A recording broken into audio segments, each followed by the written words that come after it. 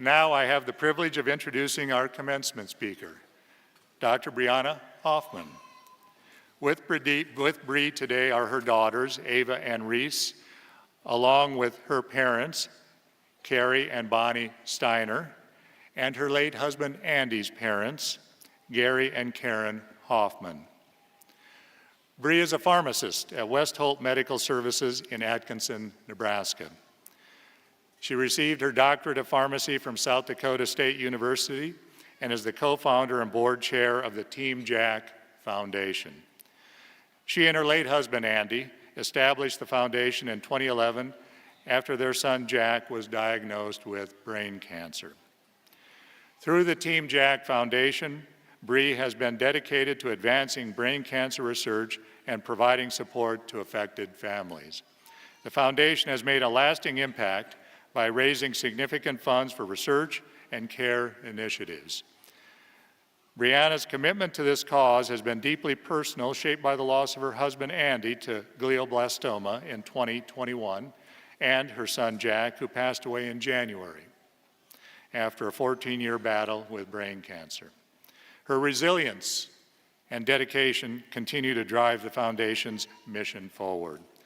Bree's work from Team Jack has been profoundly impactful. She is an inspiration for so many of us. Please join me in welcoming Bree Hoffman.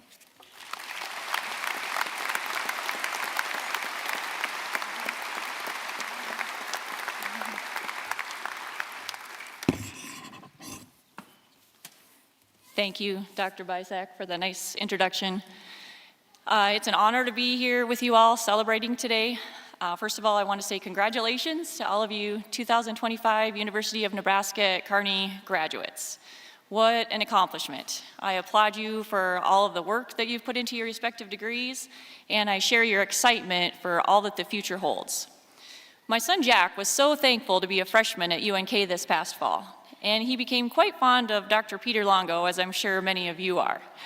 And he invited him to our Team Jack Foundation Gala, which was in February of this year. Unfortunately, Jack died in January before the gala. But Dr. Longo and his wife Diane were so gracious to still be our guests at the gala, and I know Jack would have loved sharing the evening with them. Our foundation team puts on an amazing, inspiring gala every year, and I think Dr. Longo enjoyed it too, because we were visiting later, and I thought I heard him say, "commencement speaker," and I laughed because I thought he was joking. But he was not joking, so here I am. My late husband Andy and my son Jack were both better speakers than I am, but I hope to honor them today by using ideas from both of them and conveying what I think they would want me to know or to say about what we have learned through our journey.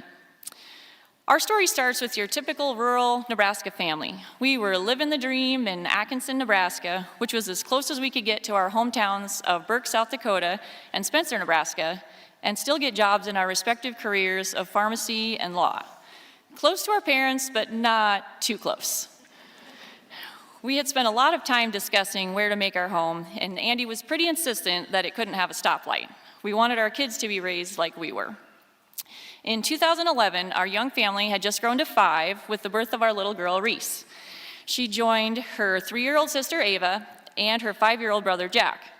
We were focused on paying a mortgage, paying off vehicles, paying off student loans, buying groceries, pretty typical things for a young family.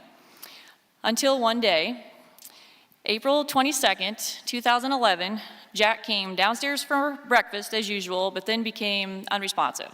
So we went to the emergency room where later, when being transported for a CT scan, he started having what would be a 30-minute seizure. Let me remind you that the day before he was fine, meeting all of his milestones, reading, attending preschool and daycare. So after a 3-week hospital stay, Jack was diagnosed with a brain tumor. At that point, everything changed. Jack had 2 surgeries within 6 months to try to get as much of the tumor out as possible, as well as decrease the seizures he was having. He ended up with a near total resection, which means they got almost all of it out, but not all of it out. Jack's tumor left was caked on his cerebral artery and close to his brainstem, and there was nothing else that they could peel off safely. But the thing about brain tumors is, unless you get all of it out, you are constantly watching and MRIing to see how it behaves. 6 months after his second surgery, Jack's brain tumor was already growing, even though it was considered low grade. So we started on the standard chemotherapy regimen for his brain tumor type.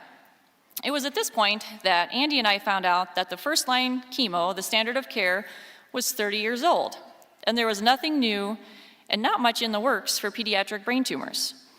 The wheels started turning. We found out that childhood cancer only gets 4% of the money spent on research by the federal government through the National Cancer Institute. We learned that there are 4,000 kids each year diagnosed with a brain tumor, but there are over 100 different types of brain tumors, and they are not all treated the same. We learned that because of the small number of potential patients, drug companies don't have the financial incentive to research drugs for pediatric cancer, let alone pediatric brain cancer. There is a huge funding gap, and who is going to fill it? Andy had amazing drive and passion and was mad enough after learning all of these facts that he couldn't just stand by and do nothing. In fact, one of his mentors told him point blank, "You have got to go now. You can make a difference." So we got to work. Our first big fundraising project was a Team Jack Nebraska licensed t-shirt with the Husker N on it. The Husker Radio Network would promote it. Andy described this as lighting yourself on fire, and I agree. He canvassed the entire state with an enclosed trailer with his dad, dropping off t-shirts at partnering businesses, including in Kearney, appeared on statewide radio to promote the shirts, and took out a $25,000 loan to pay for the printing of the t-shirts. That is definitely lighting yourself on fire. And we are so thankful that others joined our cause. Thank you, Nebraska and beyond. We ended up selling nearly 20,000 t-shirts and raising nearly $300,000 for pediatric brain cancer research by the end of 2012. After a successful first fundraising campaign, my attorney husband declared that we needed to start a nonprofit foundation. I am so proud of Andy's law career. He absolutely loved practicing in rural Nebraska, and I am certain Jack would have followed in his footsteps. A law degree was also very beneficial for starting the Team Jack Foundation. Thankful for guidance from other attorney mentors, Andy was able to finish the paperwork to create the Team Jack Foundation in early 2013. Jack had some amazing blessings and opportunities come his way. Before his second surgery, we had a neurosurgeon tell us that if he had a second surgery, he might not wake up. So because the Hoffman family are all such passionate Husker fans, naturally, Andy reached out to UNL Life Skills to try to do something fun for Jack. He asked to get a photo of Jack with Rex Burkhead before a game as kind of a make-a-wish thing. Rex was our favorite, a hard-nosed running back who always seemed to make yards after contact, which later became the title of Andy's book. UNL took the request and ran with it, inviting our whole family to campus for a tour of the locker room and lunch with Rex. Jack even raced Rex on the field, and won, of course. After this visit, Rex wore the Team Jack Pray wristband that Jack gave him and created a ton of awareness for the disease as well as prayer requests for Jack. If there are angels on earth, Rex is definitely one of them. This relationship with the University of Nebraska football team and Coach Bo Pelini led to The Run, as seen on YouTube, and everything kind of snowballed from there. Coach Jamrog called Andy the night before the 2013 spring game at 9:30 p.m. and asked if Jack wanted to suit up and score a touchdown the next day. Of course, Andy said yes and managed to come up with something for Jack to wear that looked close to a football uniform. I was a little hesitant, as Jack really didn't like a lot of attention, and that was a lot of pressure. I also wasn't going. I was already scheduled to work on Saturday, and I honestly didn't think it was going to be that big of a deal, but I guess it was. The rest is history. Jack got to meet the president, appear on Good Morning America, have his own Upper Deck rookie card issued, win an ESPY on national TV, and participate in countless other amazing opportunities. So why did God choose Jack and our family for all of these opportunities? I don't know. But we felt called to use these opportunities we were given to tell everyone listening about pediatric brain cancer and how we needed to fund research for this disease. If God opens the door, run through it, was Andy's approach. Before we agreed to do any of these things, we would talk about it and discuss whether it was in Jack's best interest. After all, we didn't choose to live in Atkinson, Nebraska, our town without a stoplight, because we wanted to be on national TV. News media generally wants the human interest story and wanted to know about our feelings, but we always pivoted and asked for time to talk about the disease and not just Jack. We owed that to all of the other families facing a similar fight. Jack did the run, as well as everything else we asked him to do. He did the interviews, signed the autographs, smiled for countless photos, not necessarily willingly at first, but as he grew older, he understood the why. The why for us is the 108 kids in our gala program that have either died from or are currently fighting brain tumors, many of whom we know, and most of whom are Nebraska kids. And these are just the kids we've been made aware of since Jack was diagnosed. I'm sure there are even more. These opportunities for awareness are so important because awareness equals funding, and funding equals a cure. Funding for research is so important because there are so many things to research. These kids need more treatment options. Jack's medical journey included 3 different treatments other than surgery and later radiation. One was the standard first-line chemotherapy, which he failed 6 months afterward. The other 2 were clinical trials that targeted a specific mutation in his brain tumor that was causing it to grow. These were available to Jack because a private foundation before us funded research. Research takes a long time, and we want to do the same thing for the next kid. Andy was diagnosed with an adult brain tumor, glioblastoma, in 2020, which is also horrible, but he never gave up fighting for the kids. In fact, he often said, "Now I know what these kids are going through." It is hard to believe, but we are told that Jack's and Andy's tumors are not related. Andy died in March 2021 when the kids were 15, 13, and 10, and we miss him dearly. Fast forward to Jack's senior year. He had officially failed the 2nd clinical trial by March. He did have a successful surgery in June after graduation, but the pathology came back drastically different. His tumor had transformed into a high-grade tumor. With so many mutations driving growth, it was not possible to just target 1 or 2 of them. Treatment options had dwindled. So now that both Jack's and Andy's tumors were high-grade, does that mean they are related? The best explanation to me was from one of Jack's doctors who said, "There may be something that we haven't discovered yet." Again, another opportunity for research. I am so thankful that Andy was so forward-thinking and had everything set up for us to continue the foundation efforts to raise money for research in the long term. Team Jack and the people of Nebraska have made a real-world impact on this disease. There is a new drug available now for brain tumors that was first funded by the Team Jack Foundation. We have raised over $15 million for research, and we have committed $6.5 million specifically right here in Nebraska. This is also because we saw a gap. We need a team of specialists right here in Nebraska to treat our kids, including a pediatric neuro-oncologist. We funded more training for a pediatric oncologist, and now we have an excellent quarterback for our team who has increased the number of clinical trials available to our Nebraska kids from essentially 0 when Jack was diagnosed to 10 and counting. We are also funding research projects here in Nebraska, as well as working on our pediatric brain tumor program. So why is it our job in Nebraska?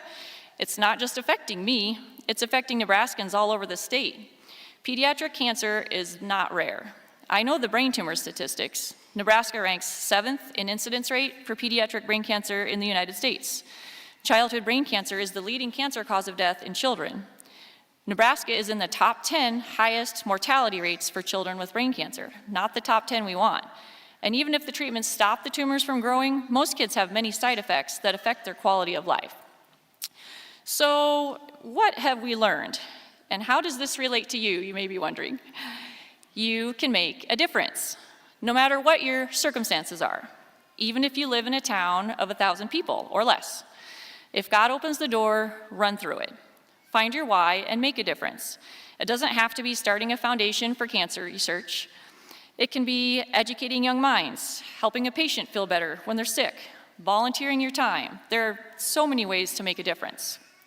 Lesson 2, you will encounter adversity in your life. What matters is how you react to it. Jack had a lot of adversity. MRIs every 3 months, seizures that wouldn't go away, not being able to drive, but I never heard him complain about those things.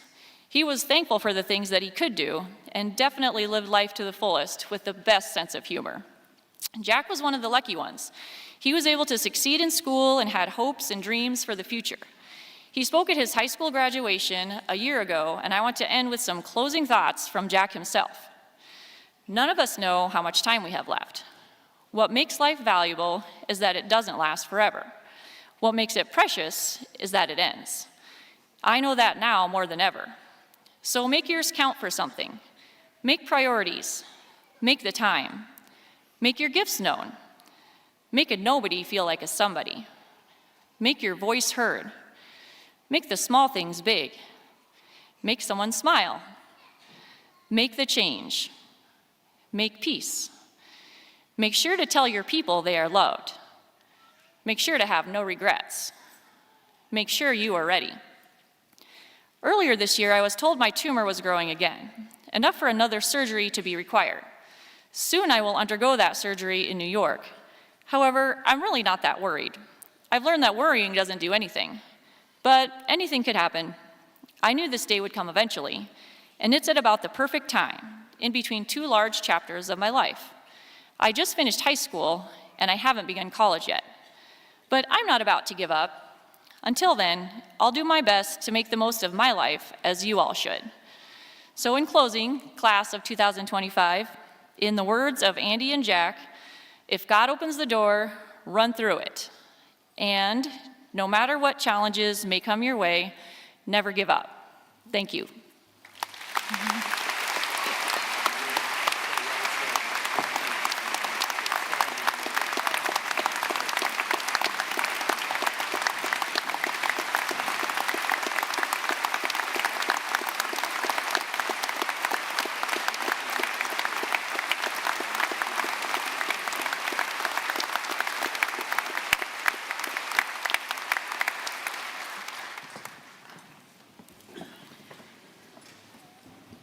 Thank you, Bree.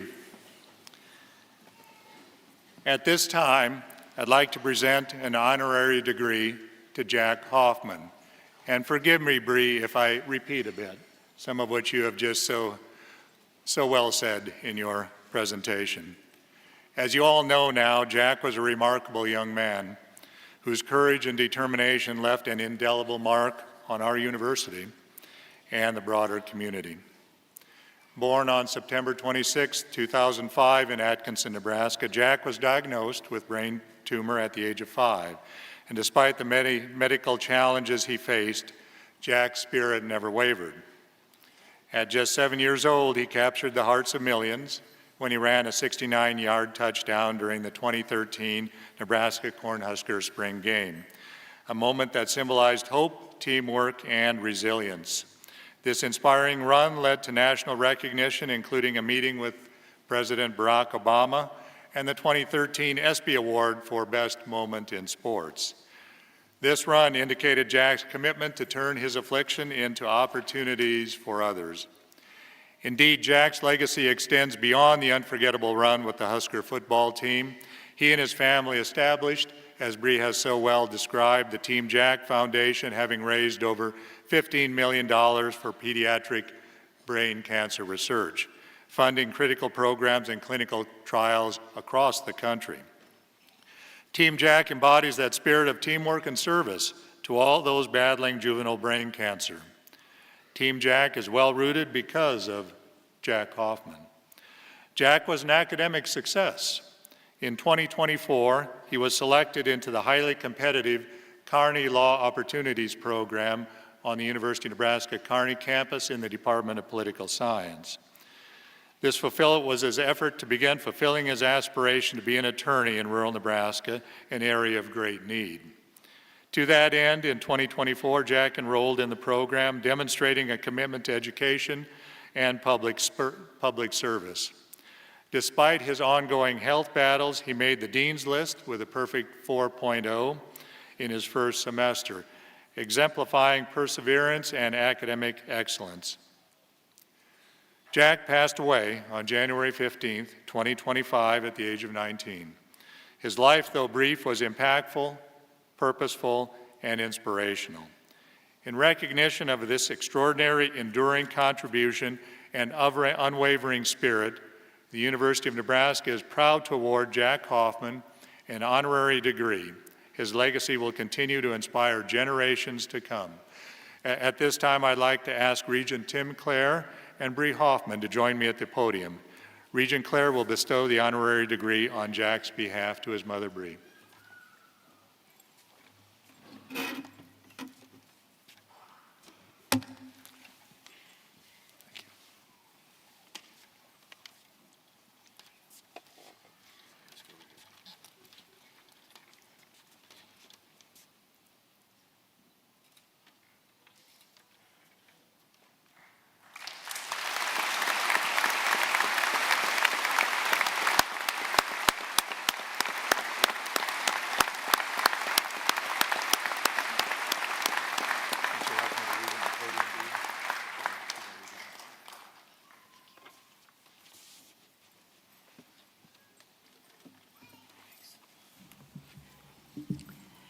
Bree, on behalf of our graduates and the entire UNK community, thank you. Our best wishes to you, Ava and Reese, and your extended family. Jack will forever be remembered as a Loper.